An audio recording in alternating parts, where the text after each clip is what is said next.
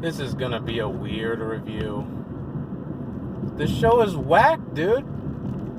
Every time. It has a good idea. It just fumbles the bag. Every time there's a good character moment, there's an equally as stupid plot moment. I just don't know how to feel. At least the suit was dope. That's a plus.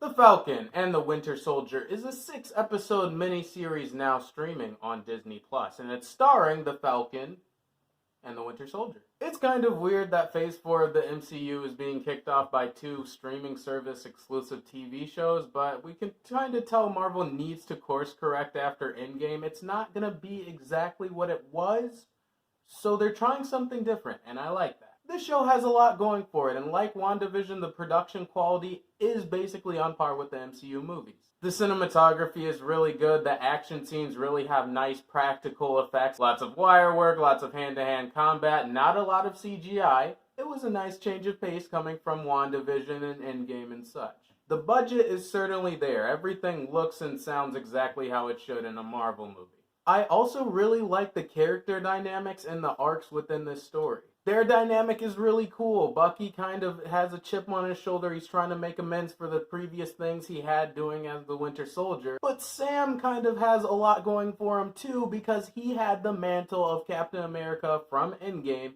passed to him directly by Steve Rogers himself. There's a lot of pressure Sam is going through to take up the shield and live up to the mantle of Captain America, and the show really makes you feel for the guy. The show actually starts off with Sam being like, I don't want the shield, this mantle's too big, I don't know if I want to do it. And that introduces a lot of drama and friction with his relationship with Bucky, because Bucky was Captain America's best friend. If Captain America tells you you're worthy of the shield, you are worthy of the shield. Sam and Bucky learn a lot from each other throughout the story, and it was really cool seeing their dynamic grow and change as their characters did the same. I also like how this show re-grounds Marvel shows in reality. This show goes out of its way to show you the human side of the MCU. You spend a lot of time in this show tracking the day-to-day of regular people and how they're affected by the blip and such. We spend a lot of time on a boat that belonged to Sam Wilson's parents, and he's trying to get that boat and his sister's business back up to speed. He has a lot of emotional scenes with his sister where he's trying to provide for her, but she doesn't want his help because he hasn't been around for a lot of years. Bucky, meanwhile, like I said, is trying to make amends for the wrongs he did as the Winter Soldier, and he gets a lot of much-needed redemption in this movie.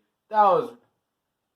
I said movie, it's a TV show. But that was really cool to see as well. As far as new characters go, John Walker steals the show. Captain America has gone AWOL as far as the world is concerned. They think he died at the end of Endgame. So America needs someone to step up and take up the mantle, and that's what John Walker's here to do. He is one of the best love-to-hate-him characters Marvel has written in a very long time. Because we know Captain America's shoes are impossible to fill, but John Walker kind of does his best to be that symbol for the rest of America, to be a soldier for the government and just be that icon the people need. But he has a dark side to him. He has a lot of pent-up aggression and rage and issues he kind of has to work out. He's an absolute maniac that makes for a really compelling antagonist in the show at times. This guy comes into it thinking it's all fun and games. I'm just gonna smile for the camera, high-five the fans, and just be a good time, do soldier crap. The show does a fantastic job of using John Walker to show you exactly how heavy and how much of a toll the mantle of Captain America takes on a person. But his character arc was really understandable, and Wyatt Russell gave a great performance in the role. But whenever this show is going to be discussed, a lot of people are going to talk about whether the socio-political commentary worked for them or not.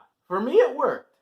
Most of the time. Going back to the human side of the MCU, I like how this show puts Sam in a lot of regular people positions where, even though he's an Avenger, even though he's a superhero, he's still a black man living in modern day America, And that comes with some baggage. There will be so many situations where Sam will just be minding his own business, being in public, and then when in the public, he's just another black man. But as soon as people realize who he is, if he has his armor, or if he takes off his goggles or something, they're like, holy crap, it's the Falcon. And then they start treating him like a celebrity. And then he'll be walking down the street with Bucky, and there'll be a comeuppance or some trouble down the street, and then the cop will roll up and be like, hey, sir, is this guy bothering you? Hey, look, is this guy bothering you? No, he's not bothering me. Do you know who this is? Oh, God. I'm so sorry, Mr. Wilson. I didn't recognize you without the goggles. The show did a really good job of showing you the racial realities of what would be a person's situation in a world like this. It didn't feel tacked on. It didn't feel unnecessary. It felt like this is exactly what would happen. And then there's the character of Isaiah Bradley. In more ways than one, Isaiah Bradley is the emotional heart and soul of this show. He's the biggest character that drives home the message that the shield and the symbol of Captain America means something else to everybody. It means something different for the general public. It means something different to black people. It means something different to veterans. It's all here with this character. He had some of the most emotionally resonant and hard-hitting scenes in the show, and I absolutely loved his character.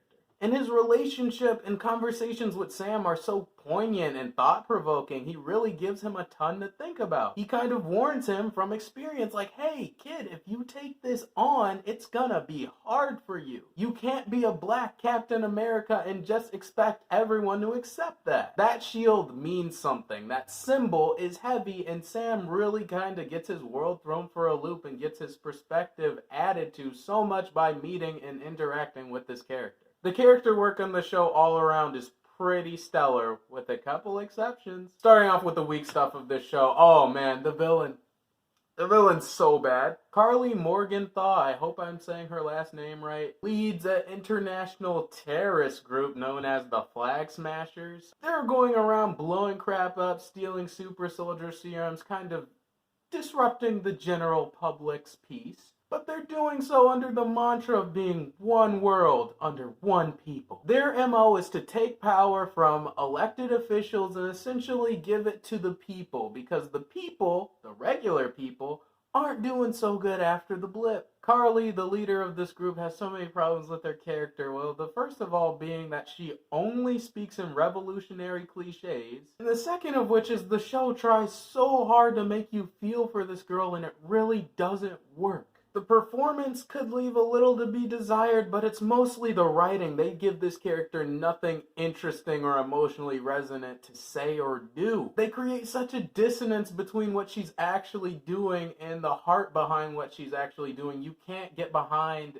her destruction. You don't really feel like she's a sympathetic antagonist. And they put her in the same situations dang near every single episode. There's an emotional scene where she's talking to her Goonies and they're saying, Carly, you're causing so much destruction. And then she turns at them and says, this is the only language they understand. They have to understand that the revolution will not die with us, brothers. You're just kind of sitting back like, okay, I'm sick of this character's crap. That's kind of a general problem with the show now that I mention it. The writing has the subtlety of Stonehenge. The writing is so freaking on the nose. So much so that by the finale, Sam basically looks at the camera and tells the audience what they should be thinking or feeling. It doesn't really feel like Marvel is giving its audience any sort of credit, like they can understand the message at hand. The banter is really off. It feels like a B-list Marvel movie as far as writing and character interaction, except for the hard-hitting moments. But who helps shake up that dynamic a little bit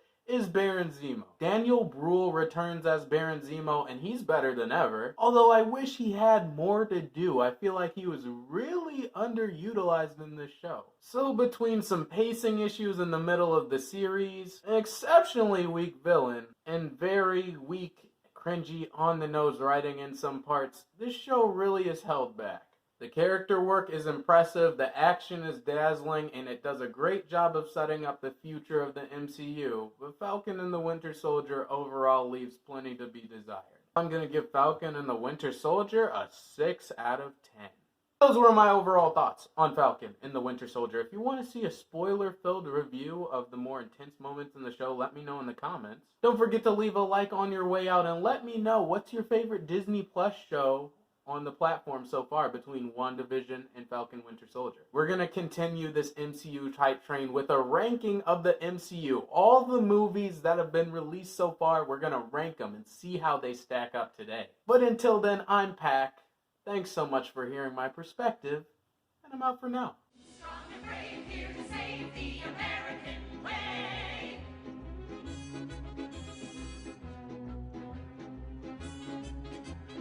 Who vows to fight like the man for what's right?